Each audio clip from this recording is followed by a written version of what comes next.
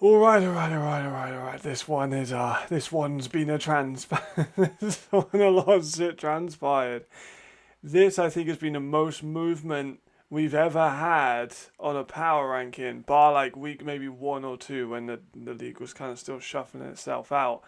Teams won this week and still moved down. And honestly, during the filming of this, I've skimmed through the games I didn't watch on stream. If you didn't watch on stream, just did 7 hours, literally like not that long ago. I've skimmed through a couple of games. I'll be talking a lot about them on the ELF Live as well. A lot of them obviously on here too. I'm not going to spend too much time on this intro. We're just going to start right away because I've been on stream all day. I'm quite tired. And we need to get to the games. Otherwise, this film's going to be an hour long. At 17, Barcelona Dragons. 90-0. At 16, honestly, that's really all I need to say about that game. At 16, Milano Seamen didn't play. They're unfortunate they didn't play, but they didn't play, so they moved down 1. Enthroners moved down 2. They lost in a tight contest. Honestly, one of the most tense games in ELF history. And we'll obviously get to Prague in a minute.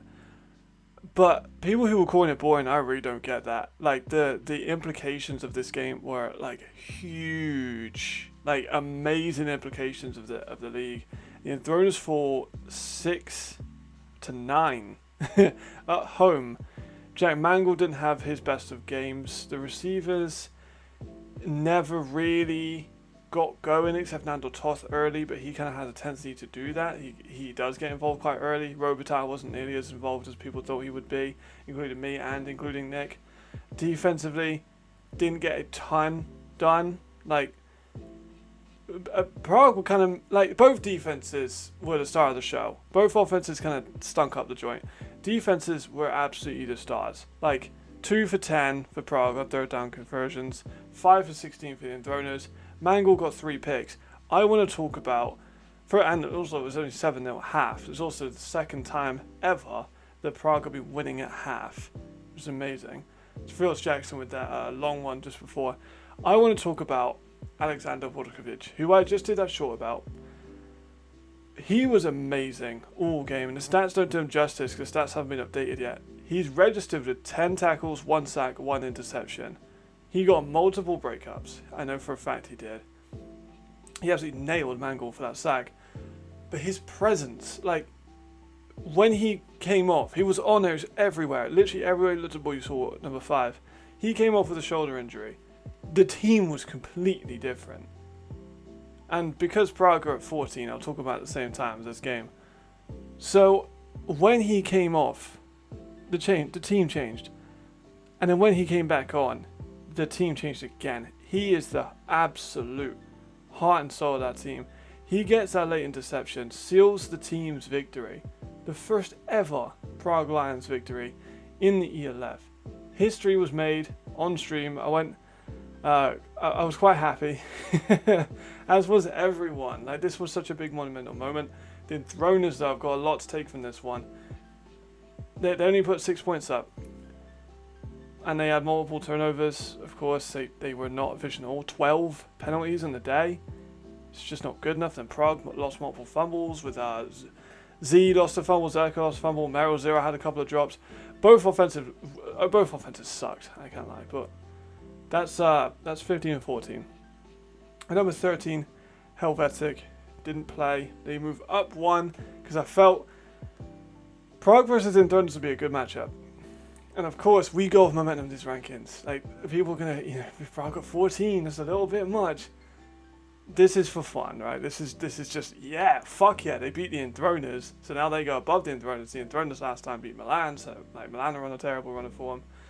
This is for fun, so take it seriously, but you can ease up a little bit. This is a hard power ranking to do this week, especially. So Helvetic didn't play, so they stay where they are. At number 12, we have Hamburg. They just finished up their game with round 5, 51-2. Which I think accurately shows the game. Glentonga run for another couple of touchdowns. Jadrian I kind of cursed on stream because he did get intercepted twice during this game by Toby Naylor and by Nazir Strater, which is good. They ran the ball a ton in this, as we expected, over 30 times. But none of the rushers really ever came close to doing anything, to be completely honest. Hamburg really sucks. Like, I was talking about more than the LF5 when I rewatched that, but 2.89 yards per play is awful. And honestly, kind of lucky to still be at 12. And number 11, we got the Clone Centurions. We got a more inconsistent Isaiah Weed again in this game. And the game was close. It was only 16-7 at half in favor of Paris. They were not a ton of points behind. And then that second half happened, and they got absolutely annihilated in that second half. Like, destroyed. Running game was fine. Like, we did a good job running the ball. Tawani had a good couple of carries. Adam took the majority of it and didn't really get much done with it. But we threw 2 picks, under 50%. I said in the pre-game, I don't think there's anyone in Paris who can deal with Hill. And they kind of dealt with Hill all right. 4 catches and 55 yards for him only on the day. A few breakups. Like, the defense had some moments. In the first half, they did quite well. And then fell apart in the second half. Couldn't defend Austin Mitchell. Remy Bertolon gave him massive amounts of issues, especially in the third quarter. They got absolutely destroyed. Third quarter Paris might have to become a new mythical beast, but Cologne fall 2 places. Kind of a difficult one for them. Coming off this big win, and they had a bit of momentum. They did intercept Zach Edwards early, which is pretty impressive. But both of Weed's interceptions came in the red zone as well, which was huge. And that was kind of when they were within range of maybe giving Paris some issues. But ultimately they fell short, and they fall a couple places even after a back and forth couple of weeks. It's just a consistency issue with Weed, man. It really is a big thing when it comes to this team. At number 10, Warschau Panthers. And then also at 9, we have the Berlin Thunder. So we'll do them at the same time. One of the all-time games of European football history. Was it the cleanest? No. Was it fun? Fuck yes, it was so fun. Just back and forth, both offenses pulling off some crazy plays. Norwood was amazing, and those stats don't accurately show it. But just some of the circus plays he was like getting off. Go and watch this game. If you have not watched Warschau Panthers versus Berlin Thunder, 34-36 in favor of Berlin, 4 overtimes. I've just got goosebumps. Honestly, this game was incredible. Zozo was amazing. 188 yards for him, 3 touchdowns. Norwood got 135 on the ground himself. And Botello Moreno was so massively clutch down the stretch for those 2-point conversions. AJ was absolutely everywhere. Vis got an interception. Like, this game had everything. It had absolutely everything. Panthers nearly won it on the field goal in overtime. Missed it. Feel real bad for Aldas. I kind of cursed him again by saying I cursed him, and then I cursed him again. Berlin, load of passes, as we kind of expect from them, just those short dinking dunks. Aaron Jackson came up massive at the end of that game, especially with those wildcat runs. He actually had 131 receiving and a touchdown, but also those runs that don't really show up in the stat sheet as much. Only 4 for 10 in terms of his actual rushing numbers. Indescribably important. Emil Fulda came through clutch with a couple sacks as well. Like, Berlin 4-1, but like, what a game. What a game. And they only fell because of the teams that were in this kind of range beat higher teams. And this is the one I've gone back and forth with like all day. That's it, all day. It's been like 2 hours. This was such an amazing game. I can't speak highly enough. It is one of my all-time favorite games I've ever watched. I had the pleasure of doing it with chat during the game. So shout out to everyone who was on the stream. Amazing game. I might clip some of my reactions up of that one and put it in. But number 8, big surprise. Madrid Bravos falling 4 spots. Massive loss. Not just like a loss, but a convincing loss too. Like, they never really looked like they were gonna make a comeback. At one point, they're 21 points down against the Galaxy. They conceded first with that with the amazing drive by the Galaxy. Michael Castle's now a quarterback for a couple of plays. I think that Lenhart deserves a massive amount of credit. He finished with 3 catches, 109 yards, and 2 touchdowns. All of that came in like the first quarter, just to really throw them into the lead. But, you know, receive them into the lead, I guess, but just catapult them into that lead. And they never let it go, ever, which is something that we kind of expected them to do. All the people on stream and myself were like, how are they going to find a way to do this? And they come in at 7, so we're talking about them at the same time. McKay, outstanding, threw that interception, of course, but like it's a blemish on an otherwise really, really outstanding game for him. Nearly 100 yards, super clutch, did what he needed to do when he needed to do it, was super important. Sandro finally got to have some more action in the second half. Kevin Kaya made some amazing catches when it mattered. Like, Castle wasn't the most in receiving, but he also threw that weird, like, fucking Philly special touchdown pass, so he did super well. Hugo Dyrol was everywhere again. Josiah is one of the best linebackers that people don't talk about. It was the Madrid Bravos defense that really kind of not shit the bed, but I think they came in overconfident. I think they saw Galaxy lost to Cologne. They're like, well, we're better than Cologne. We just beat the brakes off of Cologne. But this is football maths. It doesn't make sense. Because Madrid beat Cologne. Cologne beat Frankfurt, yeah. And Frankfurt beat Madrid. Madrid's offense, hit and miss. Duncan under 50%. I've said about him playing worse than he's losing. He came onto the field losing, with the Galaxy getting the ball first and scoring really quickly. 21 for 41. Had some amazing plays in the fourth quarter, like some stunner plays in the fourth quarter when he's running around everywhere and somehow made some amazing catch. Molina did a good job stepping in for Duncan, so he deserves credit. Woody P didn't have his best of games. We thought we'd see a bit more of him. I predicted him to have a very big week. He didn't do what I kind of expected him to do in terms of that. What they struggled to do was create turnovers on the Galaxy side. Like, they didn't intercept McKay very, they got 1, but like, we're used to them having a lot more than that. And they didn't bring it. They didn't. I think they came in overconfident. They allowed over 520 yards, 8.45 yards per play. And they just kind of got dominated from start to finish. There wasn't really much else. Like, they just got manhandled. Never really looked in the game. And they moved down 4. Frankfurt move up 3. So massive changes over there. Obviously, the Frankfurt get the wins. They have to be above Madrid. That's just the rules that I've made for this. Is that if you beat someone, you got to be above them, no matter what it was. They moved down a lot. Galaxy move up a lot. Number 6, Munich, 9-0. That's really all you can say. It's the biggest win in ELF history by far, which speaks to the historical week that we had. I mean, it's really all you can really take from it, to be honest. Chad Jeffries super efficient when he was on the field. Rodney had a good game. They rushed for 6 touchdowns overall. They passed for 6 touchdowns overall. It's 12 touchdowns. Defensively, they got to go back really well. Allowed only 2 for 17 on third downs.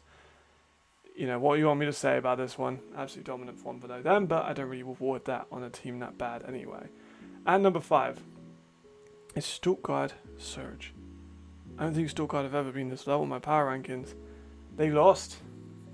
It's the first loss of their season. And it was an absolute barn burner. And at number 4, we might as well talk about at the same time, is Raiders Tyrrell. Let's talk about this game. One of the all-time games. Again, just like, this game's so fresh to me, so vividly in my memory at the moment. So let's just start from the beginning. I don't even know what to say. Riley, interception early.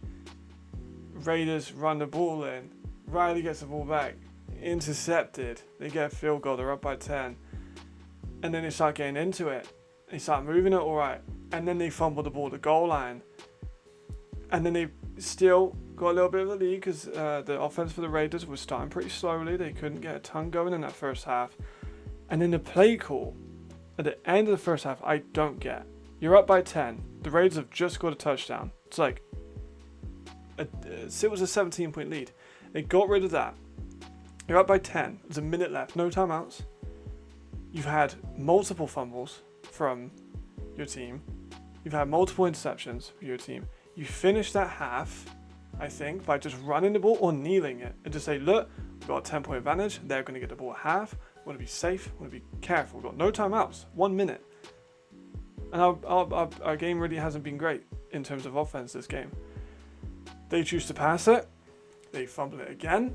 They give the Raiders an effectively free 3 points on the board. Raiders get the ball back, score immediately from the actual fucking first play of the half. Well, not first play of the half, but first drive of the half. I completely forgot to mention, Serge opened up the game with a kick return touchdown. It's tied up in the game. Third quarter, kind of slower. See a lot more of the Raiders offense moving in, and Cozy's looking really clutch. As he tends to do, he tends to really heat up in that fourth quarter when it matters most. We've seen it against Munich. We saw it against Serge the first time. He fell a little bit short in that game, but ultimately played pretty well. And then they did it. They gave the ball back to Serge in 6 minutes, and people in the chat were like, why would they punt the ball back? I was like, nah, it's a good decision. They might get the ball back still. They hold strong. And Riley did have a much better second half of the game. He really did. 3 touchdowns overall in the air, 2 on the ground for his whole game. But those 2 interceptions, those multiple fumbles, that was the killer. And then Weber, touchdown. Weber, touchdown. Sealed the game. I couldn't believe it. I really couldn't believe it. They finally did it. Philip Hahn deserves an incredible amount of credit, because he was amazing for those clutch 4th down, 3rd down catches. Outstanding. He was amazing in this game. Unger did great.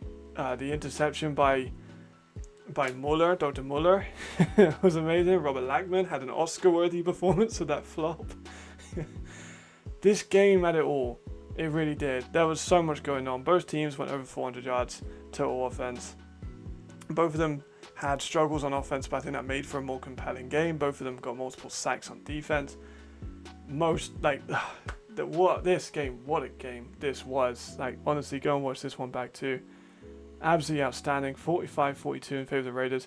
Honestly, I think that game and the Panthers game versus Berlin might just be my 2 favorite games of all time. They might have overtaken Cologne versus Frankfurt. Generally, those 2 games, I'm getting goosebumps again just thinking about it.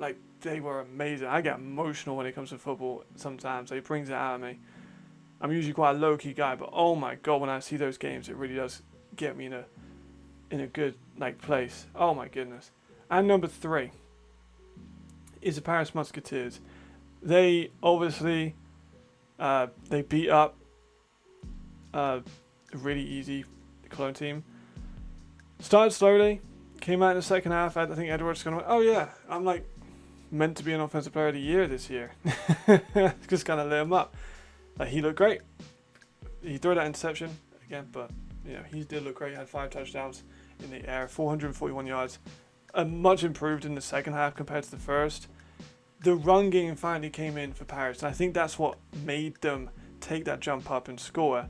Volumbo went for 95 yards and 2 touchdowns. Macari went for 88. Edwards only had to go for 30. He didn't rush a whole ton, even though they still got a rushing touchdown. Ray Bertolone is just a really clutch receiver. Him and Zach could be playing together for years, even in the Barcelona days. So that was expected of them doing really, really well. Defensively, they, like I said, they swarmed to him for the most part. They really did just stuff him. Gave Weed a ton of issues. Didn't let Hill get too open, which was huge for them. And they walk away with an easy win. Showed that they have the second half cardio, which was a doubt that we had from the Berlin game, because they really got beaten up against Berlin in that second half. Those goosebumps don't go away from that last game.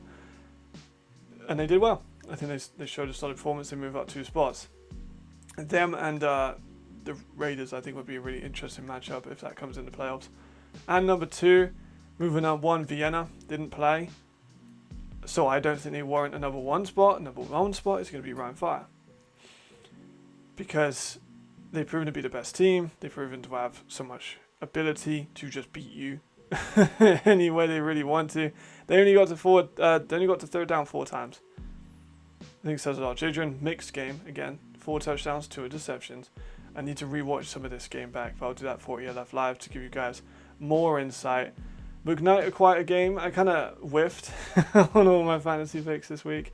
Not a great week for me in terms of fantasy and suggestions, but Tonga again adds to his record and just trying to make that the most unbreakable record in the league, and he might just have it. And that's going to round out our power rankings. Honestly, guys, most of these games deserve a rewatch. If you have Game Pass, rewatch them. If you don't have Game Pass, watch the highlights. You can do that on the ELF on the actual website, or you can do that on YouTube.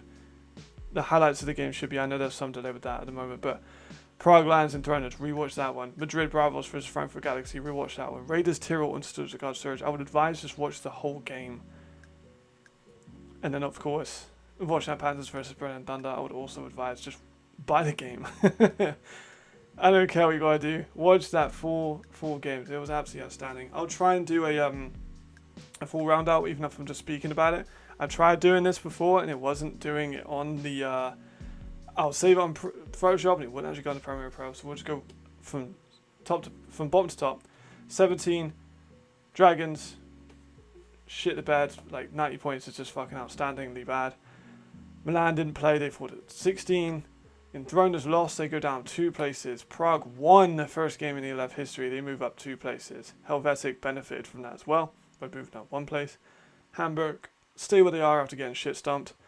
Cologne fell short, proved to be inconsistent. They moved down 2 spaces to where I think they spent most of the year anyway. Vorshav 11, really gutsy performance. Like honestly, all of those guys deserve an indelible amount of credit. And number 9, Berlin, super tough decision, but they fall by 1. But a really, again, such a hearty performance by them.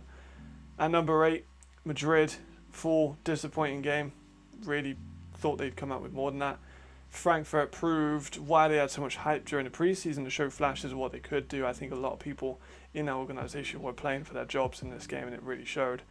And number 6, Munich beat up just not even beat up, annihilated, turned Barcelona Dragons into dust in this game. Surge lost their first game. It was really close. That's why I have them still above people like Munich. Really close game. They could have won at certain points, but they didn't have the best offensive performance. Again, that's a few times in a row we've seen this now. Raiders, amazing win, comeback win. It showed so much in this game to be proud of, and everyone that played this week deserves to be proud of themselves. And number 3, Paris, big win for them. Vienna didn't play, so they move up 1, but still with 2. And Round 5 proved to me that they're still the most dominant team in the ELF. And that will do us this late night edition.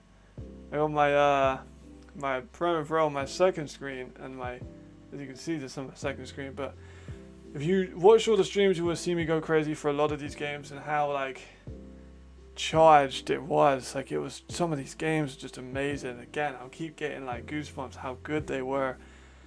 But if you've enjoyed this, I really appreciate you staying around. We're nearly at 3,000 hours now for the watch time.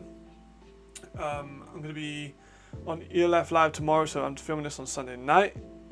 I'm going to be on ELF tomorrow. It should be at noon, if all goes to plan. It should be at noon in Central European time, 11 on my time, probably about 6-7 a.m. in American time. But if you can rewatch it on the ELF YouTube channel. I'm going to be doing lots of spiller tape, I think, tomorrow as well, because I've got to have this pre-produced so I can put this out on Monday, and everyone should be available to watch it on Monday morning, just probably before the ELF Live, probably about 10 my time. And then I might stream some spiller stuff, like Spiller Scout. I'm tempted to do that, but I don't know, because I have to plot all the routes, and that would be easier to do not on stream, but also I want those watch hours in. Like I said, record breaker streamline, man. We had 60 plus hours in both of the streams on the weekend, which is a record high. More than 20 people in at multiple points, which is again record high. I can't thank the people enough for that. It's absolutely amazing how much we're going from 1 or 2 people popping in. I'd be basically talking to myself for 5 hours, and I was gonna have full discussions about different stuff, and it's honestly awesome. And I'll leave the theatrics to Robert Lackman. Not quite. I'll leave that to his expertise. But yeah, go and watch some of these games. Go and watch ELF Live. Go and watch more of my videos, my player evaluations.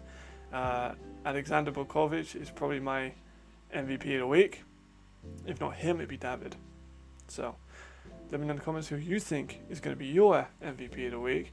Let me know your favorite game. Let me know your favorite moment. Let me know which one of these games you think is most important. Let me know your playoff seeding picture, because this fucks up with the playoff seeding picture. Like, it really does. We'll probably talk about that more in ELF Live. But oh my god, the playoffs are weird. I think Madrid are out, and then the Ravens and the Raiders are in. Like, it's honestly absurd. So yeah, see you guys next time. Stay sharp. Ta-ra. Thank you again, and goodbye.